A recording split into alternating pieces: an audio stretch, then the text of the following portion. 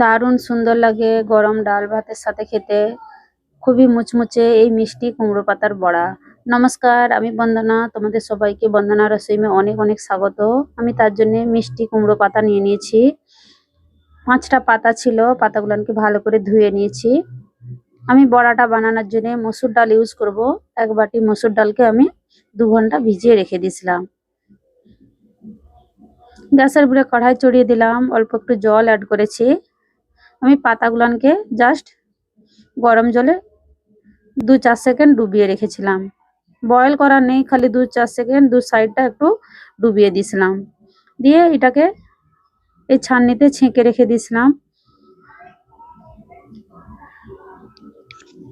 এদিকে ডালটাও 2 ঘন্টা পরে ভিজে গেছে। পরিষ্কার জলে 2-3 বার এটাকে ধুয়ে নিতে হবে। ডালটা ধুয়ে নিয়েছি। আমি ডালটা পেস্ট বানানোর জন্য মিক্সি জার নিয়ে নিয়েছি। মিক্সি জারেতে ডালটা দিয়ে দিলাম। এতে দেখো আদা, 3টে কাঁচা লঙ্কা দিলাম, স্বাদ অনুসার নুন, একদম ছোট চামচের 1/2 চামচ হলদি গুঁড়া, ছোট চামচের 1 চামচ জিরা দিলাম। দিয়ে এটাকে পেস্ট বানাতে দিল।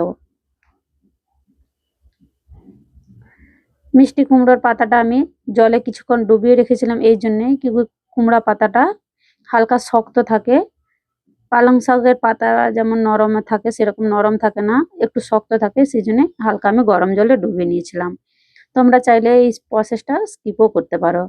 আমি ডালটা ভালো করে স্মুথ ভাবে পিষে নিয়েছি, চামচের সাহায্যে ভালো করে ফেটিয়ে নিলাম। কিছুটা ডাল বাটা আমি সাইডে করে নিয়েছি, সেটা পেঁয়াজ দিয়ে বানাবো না, বাকি ডাল বাটাটার সাথে একটা আমি পেঁয়াজ কেটে দিয়ে ভালো করে ফেটিয়ে নিলাম। আমার বর সে পেঁয়াজ রসুন খায় না, সেই জন্য একটু ডাল বাটা সরিয়ে রাখলাম। দেখো পুরো পাতাটায় আমি ডালের ব্যাটারটা এরকম করে দিয়ে নিয়েছি। দিয়ে এরকম করে ফোল্ড করে নিচ্ছি, যেমন যেমন ফোল্ড করব সেরকম করে আবার ডাল বাটাটা লাগিয়ে নিতে হবে পুরো পাতাটায়।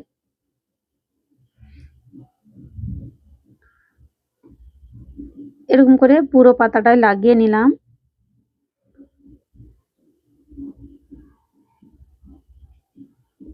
সেম প্রসেসে আবার একটা বানিয়ে নিলাম। ব্যাস 4টে আমি পেঁয়াজ দিয়ে বানিয়েছিলাম, আর একটা বিনা পেঁয়াজের বানিয়েছিলাম। আমি গ্যাসের উপরে প্যান চড়িয়ে দিলাম। বড়াটা ভাজার জন্য আমি সরষার তেল ইউজ করব, সরষার তেলেতে বানাবো। তেলটা গরম হতে বড়াটা দিয়ে নিলাম। বড়াটা দেওয়ার পরে গ্যাসের ফ্লেম একদম স্লো করে দিতে হবে। আমার 10 থেকে 12 মিনিট লেগেছিল বড়াটা ভাজতে। গ্যাসের ফ্লেম যদি না স্লো রাখা হয় ভিতরে কাচ্চা রয়ে যাবে, সেই জন্য ধ্যান রাখবে গ্যাসের ফ্লেমটা স্লো করে রাখার। এরকম লাল করে ভেজে নিয়েছি, খুব সুন্দর লেগেছিল। রেসিপিটা কেমন লাগলো অবশ্যই বলবে। ভালো লাগলে তোমরা একবার বাড়িতে ট্রাই করতে পারো। পুরো ভিডিও দেখার জন্য অসংখ্য ধন্যবাদ। তোমরা সব ভালো থেকো, সুস্থ থেকো।